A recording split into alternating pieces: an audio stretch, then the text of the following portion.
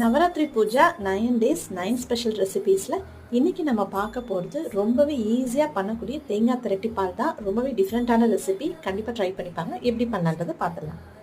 ஒரு mixie jar எடுத்துக்கோங்க. 1 cup திருவின தேங்காய், 1 கப் நாட்டு சக்கரை நான் எடுத்திருக்கேன். பிடிச்ச வெல்லமும் எடுத்துக்கலாம். 2 டேபிள் ஸ்பூன் அரிசி மாவு, 1/4 கப் தண்ணி ஊற்றி நல்லா நைஸ் பேஸ்ட்டாக அரைச்சி எடுத்துக்கலாம். இப்போ ஒரு பேன் வச்சுட்டு ஒரு 3 டேபிள் ஸ்பூன் தாராளமாக நெய் விட்டுக்கோங்க. முந்திரி பருப்பு போட்டு அதை நல்லா வறுத்து தனியாக எடுத்து வச்சுக்கலாம். ஸோ அந்த நெய்யே போதும், வேறு நெய் ஊற்ற வேண்டாம். நம்ம அரைச்சி வச்ச அந்த பேஸ்ட்டையும் சேர்த்துட்டு நல்லா மிக்ஸ் பண்ணணும்.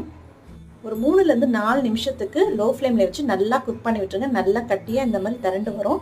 ஸோ கடைசியாக ஏலக்காய் தூள் போட்டுட்டு மறுபடியும் 1 நிமிஷத்துக்கு நல்லா கிண்டி விடுங்க. கடைசியாக நெய் பிரிஞ்சு வந்ததுக்கப்புறம் ஸ்டவ் ஆஃப் பண்ணிட்டு நம்ம வறுத்து வச்சுக்க முந்திரி பருப்பையும் சேர்த்துட்டு எல்லாத்தையும் மிக்ஸ் பண்ணி எடுத்துட்டேன்னா தேங்காய் திரட்டி பால் டக்குன்னு ரெடி ஆயிரும். ஈஸியாக பண்ணக்கூடிய ரெசிபி இது. இது லோ ஃப்ளேம்லேயே வச்சு தான் பண்ணணும். அப்போ தான் நல்ல கன்சிஸ்டன்சி